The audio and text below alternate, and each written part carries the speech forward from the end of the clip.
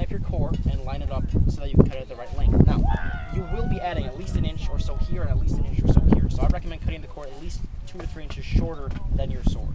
So your sword is about there. I recommend cutting it about there in that area to give you a sword that isn't too long, because if you cut the cord the same length, the sword itself will probably be about this long, and then you're like, well, that's what I want. It's freaking weird. So I recommend cutting it a couple inches shorter at least. All right? So get your handy dandy hacksaw. If I can find out, here it is. I didn't have one. It's on the press. I got it. It's all good. Oh, this is the old one. Where'd the other one go? Oh, anyway, this is I'll have that one if you do. Huh? That was a Goodwill, didn't you? Yep. I have a couple of the exact same ones right there. That's really funny. All right. I'll show the tipping method first. I recommend, however, building the pommel first, the handle, and then the blade because of this. If you build the blade first, people often build the blade first, then the pommel, then the handle last. The handle you almost never ever change, but all your shit's underneath it.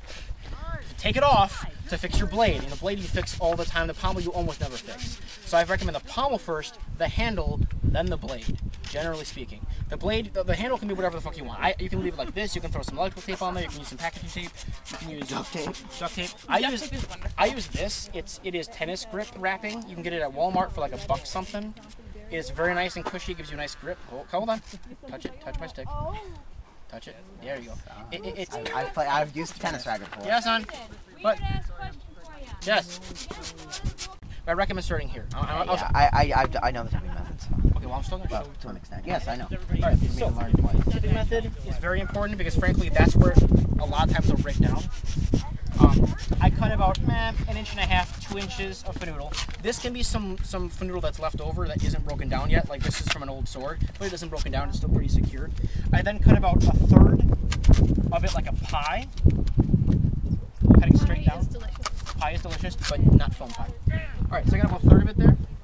I then carve out the inside a bit because frankly this is just too much foam. What you're doing here is you're giving yourself a foam cap on the end of your sword to act as a nice insulator cushion for when you stab. Because obviously if you just put the foam on there and a cap, when you stab, this is going to be punching right through that foam. And then you stab someone, and then they might get angry. And then they really take that fucking shot. Some people also will put some foam on here, they'll leave a little bit of space and they'll throw some foam in there and then cap it. That's okay, but this still, because of friction and it'll puncture, it'll keep punching into that foam, it'll still break through. See, when I did the golf shaft, I took a little patch of leather and I taped that over the end to blunt the tip. Yeah, some people use that. I've also heard of bottle caps, like for instance, like plastic bottle caps. Plastic ones? That's okay. Those can be a little weird because it is hard. I mean, it isn't soft. What works the best, in my opinion, I've learned this from serpent knights that have made swords forever, is using this method. It kind of combines them all. It still uses foam, but it makes it one with the core. You use tape here, tape about the bottom half, that bottom inch. Leave a little bit of tail so you can wrap it on the core, and I tape about 1 inch below, 1 inch above.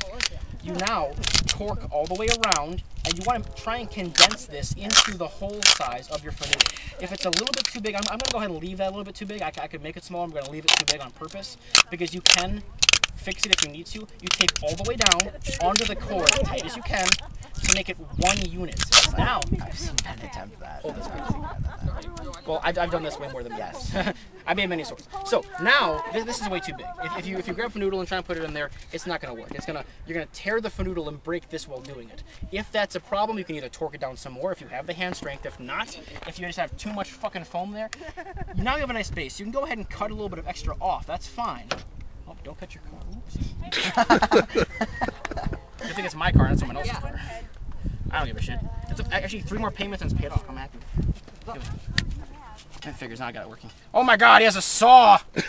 Well, yeah. Fucking saw there. I used to have one like that. So you can cut a little bit extra off and that's fine. If you have the hand strength, I recommend just torquing it down. But if you don't, that's fine. I'm not going to make insinuations that some people here might not have good hand strength. I don't. But now you should be able to torque it down nice and tight. Once again, all the way down onto the core. You're making this one solid unit now. So now the core isn't punching into the foam, the core is attached to the foam. So now, when you stab, this isn't punching into this. This is just compressing like foam should. And I've had tips, this tip here has lasted me 3 years, and I've never punched through foam ever. Every once in a while, the foam wears down because it's foam. Add a little bit of tape, good to go, perfectly fine. So, This should last you a good long while. It should still fit in the foam relatively well. Perfect. You want some type of tension there because you don't want it too small, but you don't have to retch the fucker down. So that's pretty good. Now, so did that answer your question pretty well? Yeah. Cool. All right, I'm going back to this end because this is where I want to start. I always cut these off because I'll show you why. Because they're full of hate. They're full of hate. These pommels here are about, I don't know, half of the weight of the golf club.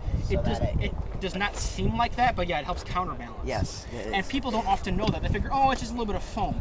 But I will cut this off and I will show you how much weight this adds. It is ridiculous how much weight it adds. Plus, frankly, it's hard to get fanoodle onto this big mofo cap here.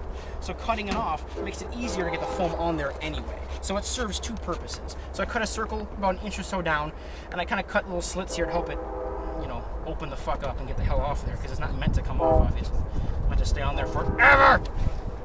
Forever and ever. This is when the swearing comes in. That's all good. Dart needs to sharpen his knife.